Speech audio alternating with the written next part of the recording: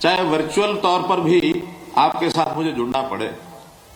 ये ठीक है कि मैं आपकी सब बातें सुन तो नहीं पाया। अंत में नायब सिंह सैनी जी, अपने मेंबर पार्लियामेंट डॉक्टर कमल गुप्ता जी, इनकी बातें तो मैंने सुनी हैं, लेकिन मैं अनुमान लगा सकता हूं कि बहुत से विषय जो मुझे वहां कहने चाहिए थे, सब साथियों ने वक्ता के रूप में आपके सामने रखे होंगे।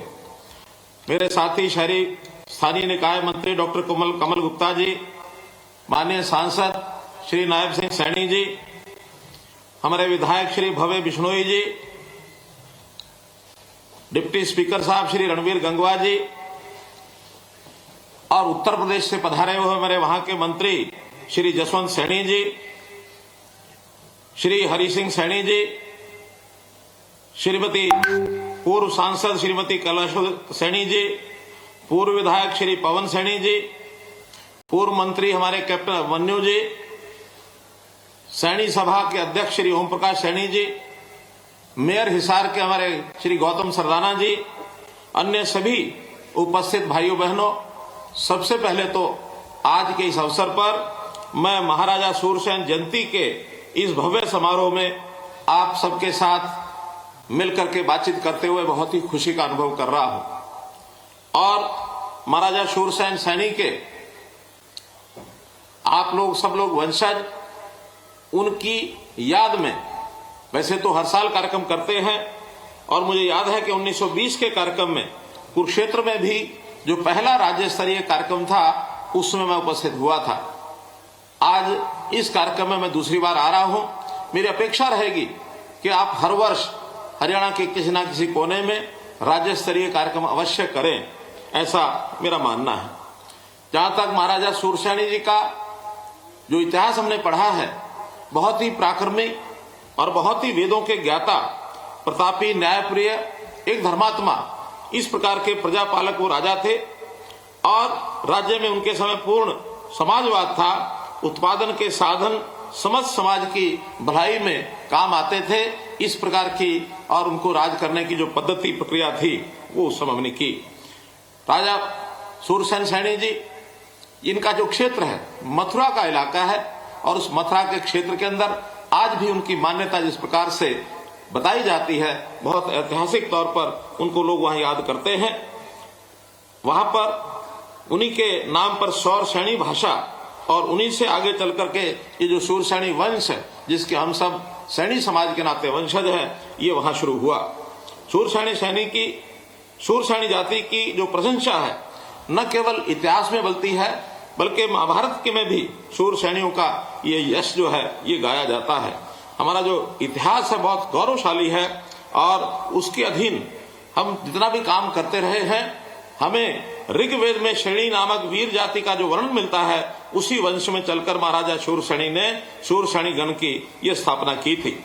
सैनी समाज ने सामाजिक क्रांति के अग्रदूत महात्मा ज्योतिबा फुले, भारत की प्रथम महिला शिक्षिका सावित्रीबाई फुले जैसे समाज सुधारक, और श्री लक्ष्मीदास जी जैसे संत, बल्लभगढ़ रियासत के सेनापति गुलाब चंद सैनी जी जैसे वीर योद्धा, बिहार के सामाजिक क्रांति के सूत्रधार बाबू जगदेव प्रसाद कुशवाहा जैसे समाज सेवक, और बहुत प्रसिद्ध नाम हमने सुना है हॉकी के जादूगर मेजर ध्यानचंद कुशवाहा जैसे खिलाड़ी, परमवीर चक्र विजेता कैप्टन गुरुबचन सलारिया, परमवीर चक्र विजेता सूबेदार जोगेंद्र सिंह सैनी जी जैसे वीर सैनिक, और चंडीगढ़ जिस नाम से ख्यात है, प्रसिद्ध है, प्रख्यात है, ऐसे कलाकार जो चंडीगढ़ स्थित रॉक गार्डन के निर्माता हैं पद्मश्री नेकचंद सैनी जी, भारत में बाघों की जनसंख्या और उनके अस्तित्व को बचाने के लिए कार्य करने वाले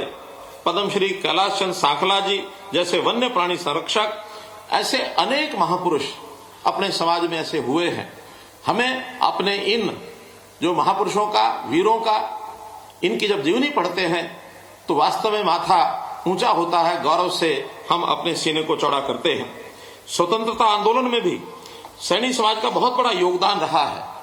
आजाद हिंद फौज में सेनानी सरदार महंगा सिंह सैनी और अजीत सिंह सैनी जैसे सेनानी इसी समाज ने दिए हैं। वास्तव में देश का इतिहास इन सेनानियों का और हमारी आजादी के आंदोलन से भरा पड़ा है। 1857 की पहली जो स्वतंत्रता की जो लड़ाई थी, उस समय समाज के वीरों ने कितना बड़ा योगदान किया है। लेकिन एक दुर्भाग्यपूर्ण कथा ऐसी भी कभी कभी सुनने को मिल जाती है, और बड़ी दुर्भाग्यपूर्ण इसलिए मैं कह रहा हूं कि अभी अभी ये जो यात्रा चल रही है, जो राहुल गांधी के नाम से यात्रा चलाई जा रही है, कल ही अजमेर में जो हमारे कांग्रेस के अध्यक्ष हैं, उन्होंने क्या कहा कि हमने आजादी दिलाई है। वो आजादी का श्रेय इंदिरा गांधी, राजीव गांधी, इनके अलावा बाहर जाके निकल के देखते नहीं हैं।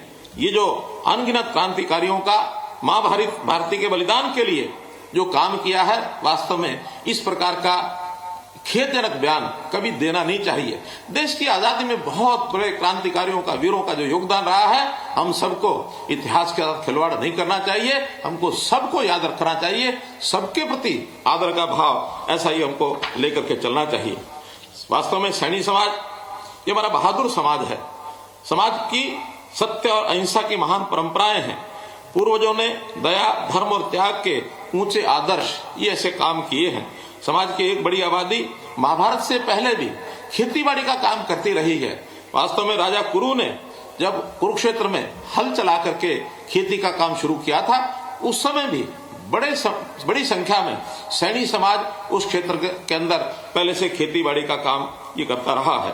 जैसा हम देखते हैं कि देश के निर्माण में सैनी समाज का योगदान ये बहुत प्रशंसनीय है। जैसा हम जानते हैं, आजादी के बाद यानी एक प्रकार से पहली जो हमारी महिला शिक्षिका है, जिनको हम बहुत आदर से याद करते हैं, ऐसा नाम भी ये शिक्षिका सावित्रीबाई फुले जी के नाम से और ये उस समय आता है। इस प्रकार से जो मैंने पहले जिक्र किए हैं, ऐसे महान पुरुषों में जो शिक्षा के बारे में विचार है, वो बहुत ही एक प्रकार से सराहनीय है। एक आधुनिक और एक विकसित हरियाणा को बनाने के लिए आज हरियाणा में भी बहुत सी संस्थाएं जो काम कर रही हैं, और इसलिए हमेशा मेरे मन में कभी कभी सैनी समाज के प्रति बहुत प्रेम और प्यार इसलिए भी आता है कि एक प्रदेश के हित में सोचने वाला, छोटी सोच का ना होकर के एक व्यापक सोच का समाज ये हमारा सैनी समाज है। इसलिए मैं सैनी समाज के सभी महापुरुषों को अपनी ओर से नमन करता हूं, और विशेष तौर पर महाराजा शूर सैनी जिनकी आज जयंती मना रहे हैं, उनको मैं श्रद्धापूर्वक नमन करता हूं। मित्रों, हर समाज के अंदर कुछ ना कुछ नेता, महापुरुष, ऐसे संत हुए हैं। हमने हरियाणा सरकार, आज संयोग से ऐसा कह सकते हैं कि हरियाणा सरकार में हमने जो योजनाएं बनाई हैं, उसमें संतों, महापुरुषों का एक बहुत बड़ा योगदान, इसको हम हमेशा याद करते रहे हैं। हमने इसके लिए विशेष योजना बनाई है कि संत महापुरुष विचार प्रसार एवं सम्मान योजना, ये हमने एक योजना बनाई, और उसके अंतर्गत कितने ही ऐसे वीर पुरुषों के, हमने महापुरुषों की जयंतियां ये हमने मनाई हैं। चाहे महर्षि वाल्मीकि जी हो, चाहे भगत कबीर हो, चाहे रविदास जी हो, चाहे गुरु नानक देव जी हो, गुरु गोविंद सिंह जी हो, अभी गुरु तेग बहादुर जी का 400 साला उत्सव ये हमने मनाया। डॉक्टर अंबेडकर जी का राज्य स्तरीय कार्यक्रम ये हमने मनाया है। उसी के अंतर्गत आज ये कार्यक्रम ये मना रहे हैं। अनेक संत महापुरुषों ने जो हमारे जीवन को ऊंचा उठाने का काम किया, उनको समय समय पर विचारों को याद करते रहेंगे, तो आने वाली नई पीढ़ी उस शिक्षा से और वो लाभान्वित होती रहेगी। हमने अपने समाज के हित के लिए ये सब काम करने हैं। सरकार उसी प्रकार से आगे बढ़ रही है। पूरे हरियाणा को एक सूत्र में बांधने के लिए हमने हरियाणा एक, हरियाणवी एक, ये नारा दिया। प्रधानमंत्री जी ने सबका साथ, सबका विकास और सबका प्रयास, इस प्रकार के जो कार्यक्रम हमें नारे दिए, ऐसा जो आह्वान किया समाज की एकता के लिए, इसको हम भरपूर मानते हैं। पिछले 8 वर्षों में केंद्र में श्री नरेंद्र मोदी जी की सरकार, हरियाणा में आपकी सरकार, ये डबल इंजन की सरकार लगातार काम कर रही है, देश प्रदेश के हित में काम कर रही है।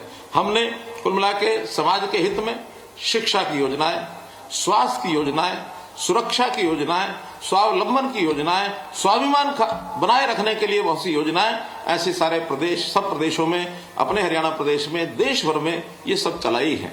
आखिर इसको क्रियान्वित करने के लिए व्यवस्था परिवर्तन के काम भी बहुत किए हैं, क्योंकि 8 वर्ष पूर्व जब हम देखते हैं कोई भी छोटा काम भी अगर घर का, परिवार का कराना होता था, जितने सदस्य होते थे, आधे सदस्य तो लाइन में लग के खड़े रहते थे, दफ्तरों के चक्कर काटते थे, काम के होते नहीं थे, जूती घिस जाती थी, लेकिन इन सब चीजों को हमने ठीक करने के लिए नई नई योजनाएं व्यवस्था परिवर्तन की है।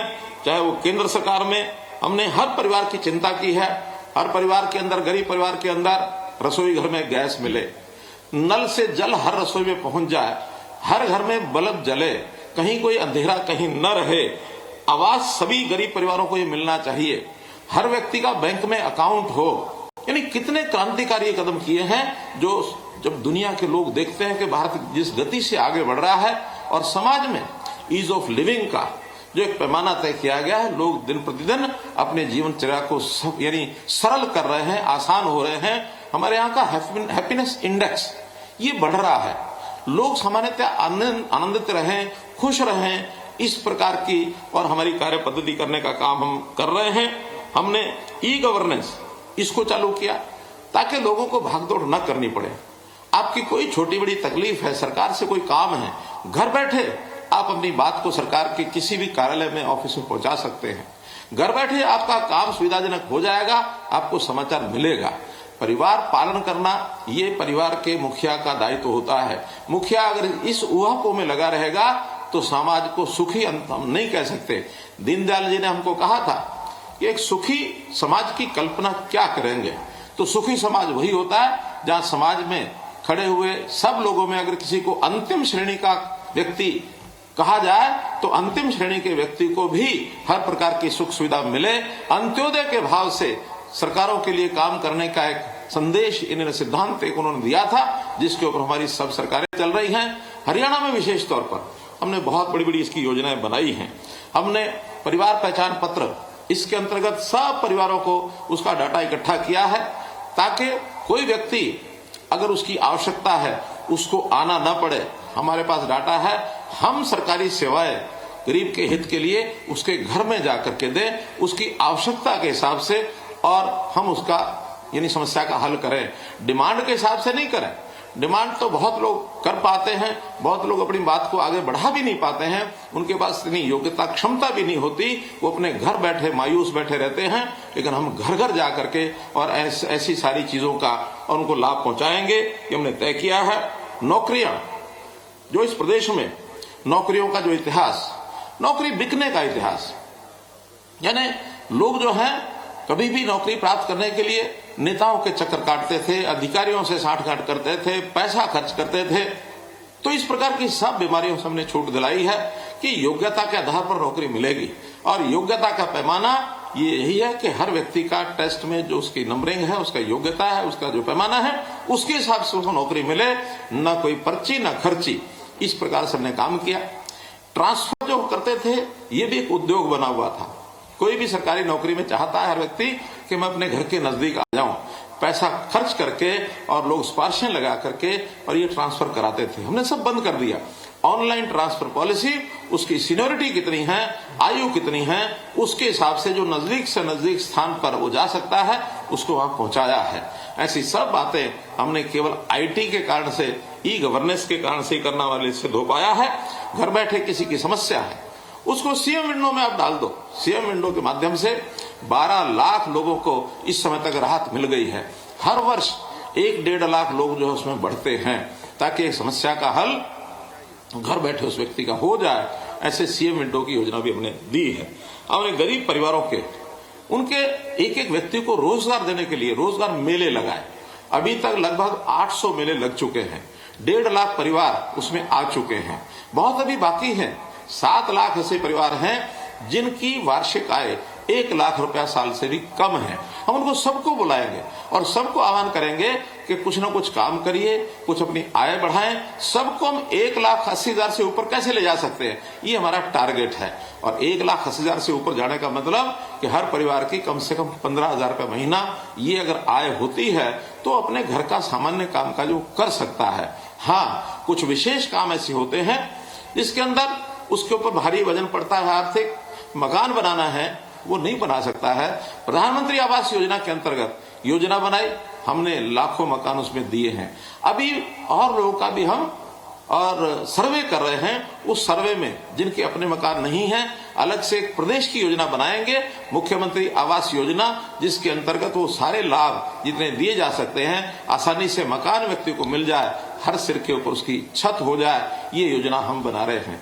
हर परिवार का, उस गरीब परिवार का बच्चा, उसकी पढ़ाई ठीक हो जाए, स्कूलों में उनकी फीस माफ कर रहे हैं। यहां तक अगर ऐसे गरीब परिवार के बच्चे मानो सरकारी स्कूल उसको उपलब्ध नहीं है, अच्छा स्कूल, कहीं प्राइवेट में भी पढ़ना चाहेगा तो फीस सरकार देगी। हमने सरकार की ओर से वो फीस भी तय की है कि इस प्रकार के बच्चों के लिए, गरीबों के लिए, और ये फीस सरकार की ओर से तय है। बहुत सरकारी प्राइवेट स्कूल भी उसमें आगे आ रहे हैं, जो कहते हैं इस योजना में, और हम चिराग योजना में हम शामिल होना चाहते हैं। गरीब परिवार का बच्चा, बालक, नौजवान, बूढ़ा, बुजुर्ग, महिला, पुरुष कोई बीमार हो गया, उसके इलाज के लिए प्रधानमंत्री जी ने आयुष्मान भारत योजना चलाई कि 5 लाख रुपए की स्वास्थ्य बीमा योजना ये वो देंगे, और वो दे रहे हैं। लेकिन उसके बाद भी हमें ध्यान में आया कि इसमें बहुत परिवार बच गए हैं। हमने अपनी योजना चलाई और चिरायु हरियाणा के नाम से बचे हुए, पहले 15 लाख रजिस्टर्ड थे और 13-14 लाख रजिस्टर किए, 28,89,000 परिवारों को अब ये योजना का लाभ मिलेगा, चाहे वो चिरायु योजना हो या आयुष्मान भारत योजना हो। 5 लाख रुपए का स्वास्थ्य बीमा। अब एक विषय और ध्यान में आता है कि अगर हम बचपन से ही नागरिकों का, सबका एक वार्षिक एक स्वास्थ्य परीक्षण, हेल्थ टेस्ट, ये कराना शुरू कर देंगे तो बीमार होने से पहले ही व्यक्ति का पता लगेगा कि इसमें कोई बीमारी आने की संभावना है, उसको ही वहीं पर रोका जा सकता है। कहते हैं nip the evil in the bud, बुराई को जड़ से समाप्त करने के लिए, और शुरू से ही हमको ये करना पड़ेगा। ये कार्यक्रम भी निरोगी हरियाणा के नाम से शुरू करा दिया गया है। साल में हर नागरिक का एक बार स्वास्थ्य परीक्षण हो। पहले चरण में जो हमारे बीपीएल के 1,80,000 तक के परिवार हैं, जो मैंने बताया 29 लाख परिवार हैं, 1.25 करोड़ ये जनसंख्या बनती है, इनका लगातार परीक्षण शुरू हो गया, इसी महीने शुरू हुआ है। अभी तो मात्र 60 से 70 हजार परिवारों को ही उस प्रकार का ये परीक्षण हो पाया है। ये प्रोसेस थोड़ा धीरे, इसलिए उसमें टाइम लगता है। सेंटर वाले जितने हैं उन पर सब पर भी लोग जाते हैं, फिर भी साल के अंदर अंदर 1.25 करोड़ सब लोगों का परीक्षण होगा।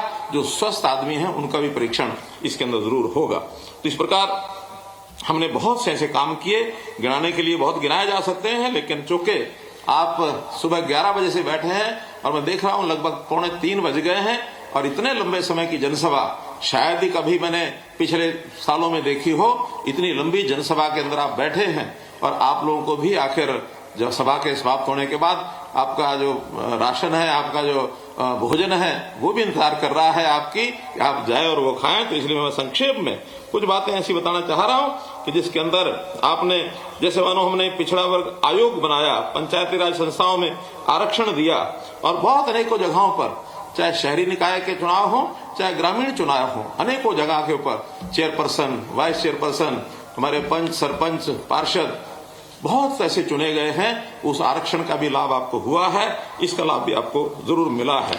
और मैं समाज के बारे में जहां तक कहता हूं, एक धीरे धीरे प्रगति की ओर बढ़ने का जो आप लोगों का मानस बना है, मैं इसकी सराहना करता हूं। और इसमें आंकड़ा मैं आपको बताता हूं, अभी आज के हिसाब से परिवार पहचान पत्र में जो मैंने देखा है, 1,96,000 परिवार ये सैनी समाज के पूरे हरियाणा में है, और इसमें आबादी 8,08,000 ये उसकी आबादी है, जिसके अंदर अगर प्रतिशत के हिसाब से देखा जाए तो सबसे ज्यादा 30% वो विद्यार्थी हैं, स्टूडेंट हैं। जिस समाज का 30% विद्यार्थी हो जाए, स्टूडेंट हो जाए, इसका मतलब यह है कि उस समाज को आगे बढ़ने से कोई रोक नहीं सकता। इसलिए बहुत बड़ा श्रेय और ये जो है आपको जाता है कि आप लोग अपने बच्चों की पढ़ाई में आगे बढ़ा रहे हैं। और मेरा निवेदन है कि अभी भी कोई बच्चा 18 साल से नीचे, उसकी पढ़ाई नहीं छूटनी चाहिए, पहली से लेके, नर्सरी से लेके 10वीं तक। 10वीं के बाद आगे कितना पढ़ना है, कितना नहीं पढ़ना है, या 12वीं के बाद कह सकते हैं, अब 10वीं का भी समय खत्म हो गया। +2 तक की पढ़ाई सब बच्चे हमारे जरूर करें, और +2 के बाद उनको आगे कोई ट्रेनिंग दिलानी है, कोई रोजगार कराना है, जो भी काम कराना है उसको आप अवश्य कराएं। मैं फोटोग्राफर का बहुत धन्यवाद करता हूं, मुझे जनता का भी दर्शन करा दिया। अभी तक तो मंच पर लेके बैठे थे, आपका बहुत बहुत धन्यवाद कि इतनी बड़ी संख्या में आज यह उपस्थिति है। तो कुल मिलाकर मेरा ये आपके जो मेरे पास विश्लेषण आया है, और उसमें एक और आंकड़ा है, 24% उसमें हाउसवाइफ्स हैं, यानी गृहिणियां हैं।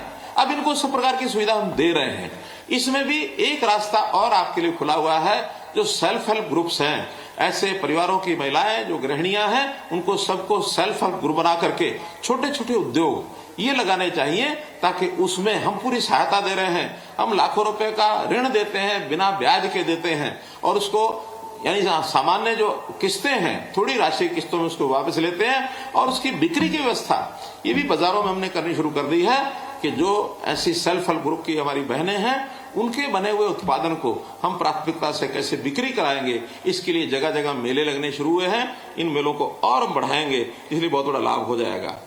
अपने यहाँ अगर बेरोजगारी की बात करते हैं तो मात्र 4% ऐसे हमारे जो युवक हैं वो बेरोजगार हैं।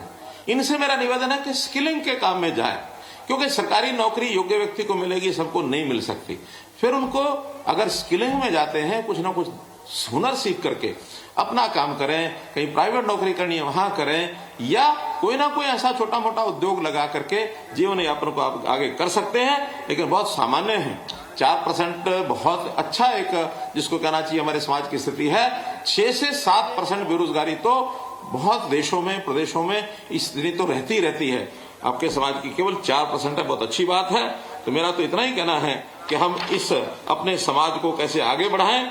एक आंकड़ा और मैं आपसे निवेदन करूंगा, जो भी हमारे नेता हैं समाज के, उनको ध्यान करना चाहिए कि जिनकी पारिवारिक आय 25,000 से भी कम है, हालांकि कुल परिवार 1,96,000 बताए हैं मैंने, लेकिन 1200 परिवार समाज के ऐसे भी हैं जिनकी आय सालाना 25,000 से भी कम है। इसलिए हम उनको पहचान करके उसकी आय को हम कैसे बढ़वा सकते हैं, क्योंकि ऐसे लोगों को परामर्श देना पड़ता है। अगर कुछ परामर्श देंगे, कुछ सहायता करेंगे, कुछ ना कुछ आगे बढ़ने के लिए सरकारी योजनाओं का लाभ वो कैसे ले सकते हैं, काम करने वाला आदमी कैसे आगे आए, तो ये हर परिवार की हम चिंता करेंगे। तो आप समाज के जिम्मे, नेताओं के जिम्मे है कि इन 1200 परिवारों को संभालें, ताकि इनकी परिवार की आय ये अच्छी हो जाए। इसी प्रकार 0 से 6 वर्ष की आयु ऐसे 52,000 ये हमारे जो छोटे बच्चे हैं, इन बच्चों का स्वास्थ्य की चिंता अवश्य करना। इन बच्चों के स्वास्थ्य के नाते से उनको किसी प्रकार का कोई इंजेक्शन लगना है, कोई उसको हमारी जो आशा वर्कर्स, आंगनवाड़ी, ये सहायता करने वाले लोग हैं। तो इन बच्चों की आज ही चिंता करें, इनके स्वास्थ्य की चिंता करें, ताकि वो आगे भी बने रहें। मित्रों, योजनाएं बहुत हमारी, जैसे पिछड़ा वर्ग की योजनाएं हैं, पिछड़ा वर्ग 1 की योजनाएं हैं, शिक्षा की हैं, डॉक्टर अम्बेडकर मेधावी छात्र योजना है, ऐसे ही पोस्ट मैट्रिक छात्रवृत्ति योजना है। फिर देश के बच्चों को पढ़ाई के लिए जो ऋण देने की बात है, विदेश में भी पढ़ाई के लिए, वो भी एक योजना है। तो मैंने बताया कि बहुत सी योजनाएं हैं। मैं तो कुल मिलाकर अब इतना ही आपको कहना चाहूंगा कि हमारी जो डिमांड्स हमने रखी हैं, मेरे पास बहुत सी डिमांड्स आई हैं, चाहे वो हिसार से आई हो, कराल से हो, पानीपत से हो, कुरुक्षेत्र से हो। वहां जब जाना होगा, मिलना होगा, तो आपके नेताओं के साथ बैठ करके वो सारी बातचीत की जाएगी। अभी तो जिस स्थान पर हम बैठे हैं, इस स्थान के ऊपर जो हमारी शिक्षण संस्थान था, वो पुराना होने के कारण से उसको गिरा दिया गया। इसके नए निर्माण की जो बात की जा रही है, इसमें मुख्यमंत्री के पास, मंत्रियों के पास एक डिस्क्रिशनरी कोटा होता है। उस कोटे में सामान्यतः हम योगदान कुछ ना कुछ जरूर देते हैं, लेकिन मैं तो इतना कहूंगा कि आपके इस संस्थान को बढ़ाने के लिए, शुरू करने के लिए प्रारंभिक योगदान इसकी मैं घोषणा कर रहा हूं। और मैं अकेले अपनी तरफ से भी नहीं, तो हमारे सरकार के साथ जुड़े हुए साथी हैं, मैं उनकी ओर से भी, क्योंकि उनसे मेरी बात हो गई है, उनका कि हमारे नाम से भी आप घोषणा कर देना। तो आज 31 लाख रुपया तो मुख्यमंत्री के नाते से मेरे कोष में आएगा, मेरे कोष से आएगा, और 11 लाख रुपया डॉक्टर कमल गुप्ता जी की ओर से आएगा, 11 लाख रुपया हमारे डिप्टी स्पीकर उनकी ओर से आएगा। तो ऐसे 53 लाख रुपए की घोषणा इस सभा में, और मैं इस कॉलेज के उस शिक्षा संस्थान जो है उसके लिए करता हूं। और इसी प्रकार से एक विषय आया कि प्रथम हमारी महिला शिक्षिका सावित्रीबाई जी, जिनका महिला शिक्षा के अंदर बड़ा नाम है, क्योंकि वो देश की पहली महिला शिक्षिका रही हैं, तो उनके नाम से कोई भी एक कॉलेज का नाम, जो हमारे नेता हैं, नायब सिंह सैनी जी हैं, हमारे वहाँ जो और भी सैनी समाज के लोग बैठे हैं, पवन सैनी जी हैं, जवाहर सैनी जी हैं, और हमारी पूर्व सांसद हैं, या हमारे जो भी नेता हैं, वो मिल करके जहां कहीं किसी कॉलेज के नाम रखने की बात आती है, जहां हमारे समाज के लोग हों, वो बताएंगे तो निश्चित रूप से कॉलेज का नाम या किसी शिक्षण संस्थान का नाम उनके नाम के ऊपर रखेंगे। एक प्लॉट की बात की गई है, तो इसमें भी मैं हमारा जो HSVP है उनको कहूंगा कि जिस शहर में आपको प्लॉट चाहिए, एक में अथवा ज्यादा, वहां एडवर्टाइजमेंट करेंगे, आप लोग उसमें अप्लाई करिए। तो एक निश्चित विधि है उसकी, उसमें सबको आपको धर्मशाला के प्लॉट ये भी जरूर दिलाए जाएंगे। तो इस प्रकार से कुछ जो डिमांड्स हैं उतनी मैंने आपको बताई हैं, लेकिन और जो चीजें रह गई हैं, जिन शहरों के, जिन जिलों के अपने कार्यकर्ता हैं, वो एक बार बैठेंगे तो बैठ करके उनके साथ चर्चा करके ऐसी सब चीजों को हम पूरा करेंगे, जिससे हमारे समाज के महापुरुषों का, हमारे समाज के ऐसे नेताओं का, उनका नाम आगे बढ़े, ताकि अपने समाज की हम चिंता कर सकें। ये समाज एक कर्मशील समाज है, एक काम करने वाला ऐसा समाज है कि जिसके आगे कोई कठिनाई, कोई दुविधा ये बचेगी नहीं। और निश्चित रूप से हम अपने कर्म करने की जो वृत्ति है, इसके कारण से सदैव आगे बढ़ेंगे, कोई पीछे हमको धकेल नहीं सकता। हाँ, हमको अपने हाथों पर, अपनी 10 उंगलियों पर ये पूरा नाज है कि हम कर्मशील बनके काम करके आगे बढ़ाएंगे। कभी भी ऐसी लाइन पर नहीं चलना जो कोई हमारे स्वाभिमान को चोट पहुंचाए। स्वाभिमान के चोट को बचाने के लिए कोई भी कह सकता है कि ये चीज आपको मुफ्त देंगे, ये चीज आपको मुफ्त देंगे। हम कहते हैं समाज का वो वर्ग जो कमजोर वर्ग है, जिसको हम अंत्योदय की श्रेणी में मानते हैं, सबसे पहला अधिकार उसका है, वो किसी भी जाति का हो। जाति पाति से ऊपर उठ करके समाज के कुछ वर्ग जो लाचार वर्ग है, ऐसे लाचार वर्गों को और हमको कैसे आगे बढ़ाना है, उनकी सहायता करनी है, उनकी शिक्षा करानी है, स्वास्थ्य में उनका लाभ कराना है, उनको रोजगार दिलाना है। एक एक परिवार की, एक एक व्यक्ति की हम लोग चिंता करेंगे। उसमें जरूर मैं समझता हूं कि सरकार के साथ आप भी भागीदार हों, क्योंकि जैसा मैंने कहा, सबका साथ, सबका विकास, सबका प्रयास, सबका, इस प्रकार से एक प्रयास करते हुए और विश्वास पूर्वक आगे बढ़ने का काम करेंगे। इतनी बात कह करके पुनः मैं इस बात को याद करते हुए कि मैं आज आपके बीच में नहीं पहुंचा, मुझे इस बात का खेद है।